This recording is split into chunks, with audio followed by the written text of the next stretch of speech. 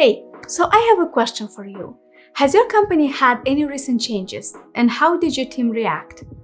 I bet you had some pushbacks. Would it have been helpful if you knew in advance what to expect and how to lead your team effectively during this change? The world changes fast. Societies change, circumstances change, lifestyles change. Nothing ever stays the same. The only constant in life is change. But humans are habitual beings who don't like to be forced into a new pattern or behavior. We don't like the act of making change as it requires a lot of effort and energy from us. Change is not easy and it's scary, and we don't typically see the benefits of it, only the risks. And it's so much easier if we are the ones deciding on the change because we can see why it's necessary. But it's a completely different story when it is imposed on others. The same change, no matter how well explained, is perceived differently by managers and employees. Let's dig into both sides to learn how to navigate change smoothly.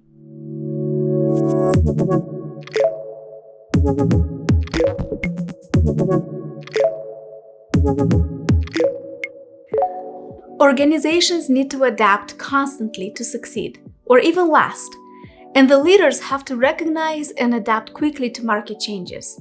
The leaders ask themselves, are we using appropriate strategies and tactics to reach our long-term goals? If the old strategies no longer serve you going forward, the corporation has to be realigned. But the problem with this is the people who've been doing things a certain way for a long time.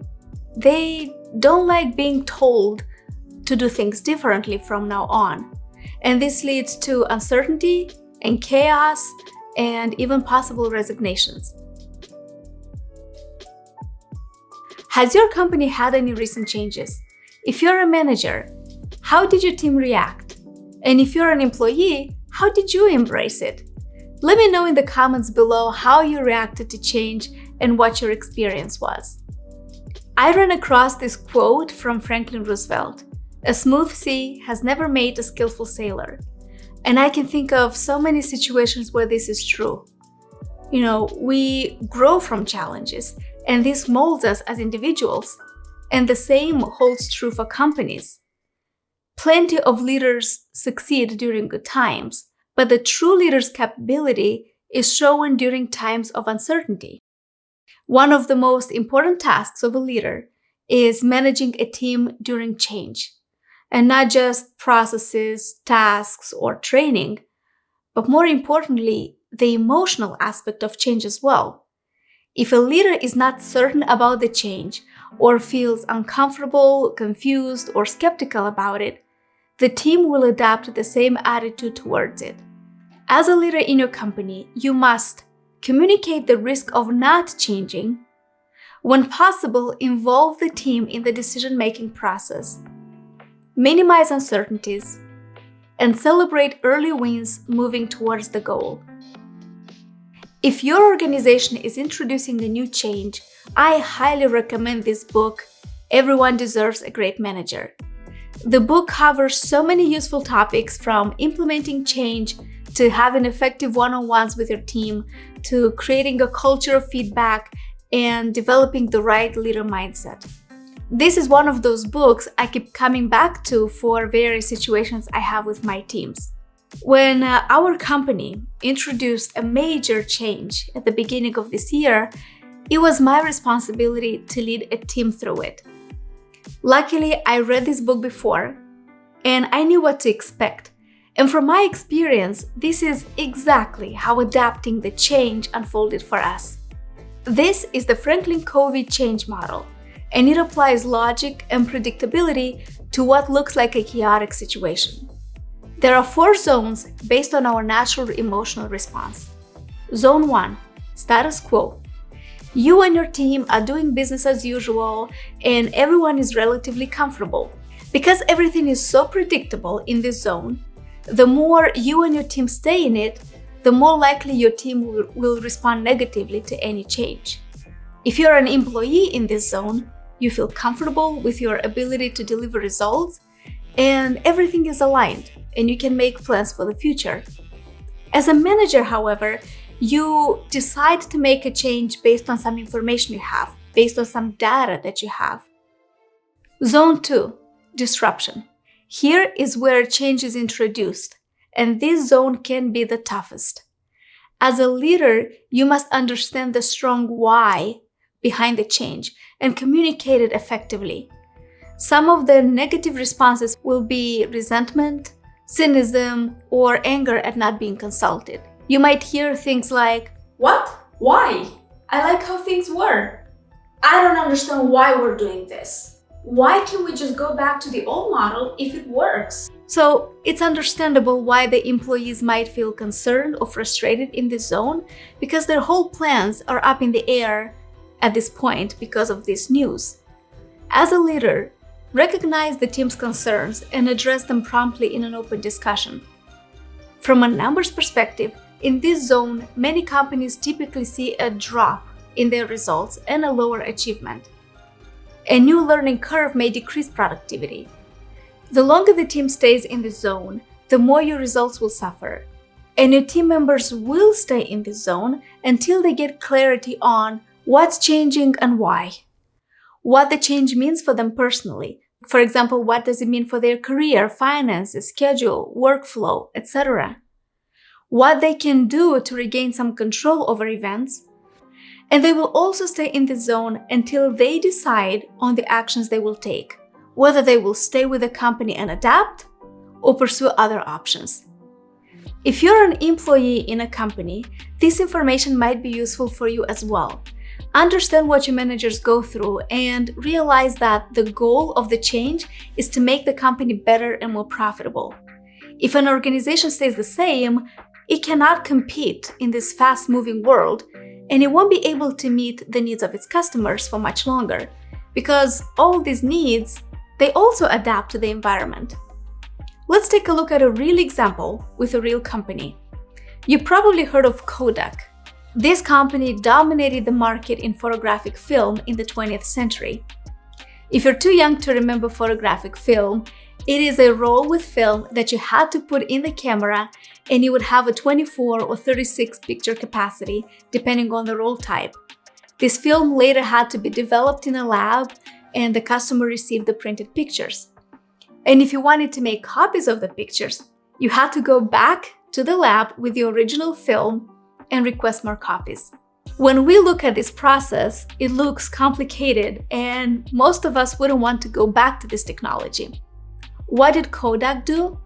They were in denial of the digital photography revolution, and in fact, they were the first ones to develop a digital camera, but they were too afraid it would lower their income from their film market. Kodak failed to foresee the impact of digital photography, it didn't embrace the change, and it filed for bankruptcy in 2012. So, as a manager, you don't want to repeat other companies' mistakes. You recognize the need for change. But also understand that it's not easy for your employees to see the same vision. Touch base with each team member regularly to understand their state of mind and to minimize anxiety. It's okay for them to feel skeptical, or many people believe that a change will make things worse rather than better, and they will even try to prove that the old way was better, very often because it was just easier for them. But as a leader, you need to recognize the difference between lack of understanding and lack of buy-in, which at the beginning will look very similar. Zone 3, adoption. At this point, a team begins to adapt to the new rules, but the results are suffering. Your people spend so much time reinventing how they work, and now it's time to pivot their efforts to execute in this new environment. The curve in this zone looks linear in this model, but in reality, it rather looks like this. It's not a nice and smooth process, but rather change and fail, and then you change and you move forward, and you change and then you go backward. It is called a zone of adoption, but it's also a zone of commitment and recommitment. As the team moves along, they can slide down to the point of decision again and move on again. This is where change can fail because people can't make it out of the dip. To get through this zone, use a scoreboard to track progress and celebrate any small wins to encourage the team. If the team is discouraged, help them recommit and try again. Learn from setbacks and stay committed. If this is happening in your company, understand that this is a normal process of progress and everyone is affected by it. But eventually, you will reach Zone 4, better performance. Now you begin to see better results from the change you've been through. The benefits that were self-evident to managers become self-evident to everyone. But this is not a time for complacency. Challenge yourself and the team to analyze what went well and what could have been done or handled differently. This is a perfect opportunity to build team capability for future change, which will inevitably happen at some point in the organization. As a leader, you must cultivate a mindset that change is natural and expected and help your team look forward to what's next. The FranklinCovey model shows us what to expect when navigating change, but it's not a recipe for success. In fact, many change initiatives fail, and there are many factors that contribute to it, but here are top 6 reasons why change can fail. Lack of vision. There has to be a clear vision and a good reason why the change is necessary and how it will impact the organization. Poor planning. The leaders can be so focused on the solution that they dive right into it without actually planning what it would take to implement it. Lack of ownership. Senior managers blame middle managers who can then blame someone else. There has to be clarity on who is responsible for what. One-way communication. The leader might come with a solution for the problem and tells the managers what to do without considering their opinion. Silent revolt. Some employees who disagree with the new rules might be disengaged and work against the change. And lastly, lack of accountability. Everyone is responsible for accomplishing business goals, and everyone should be kept accountable for their metrics. In essence, change is inevitable. This book not only shows the change model, but it also provides useful tools to analyze the status of change, adapt to it, and communicate it to your teams based on each member's personality. That was so cool. Understanding how to approach each team member based on their personality will help the leaders get their buy-in and navigate change smoother.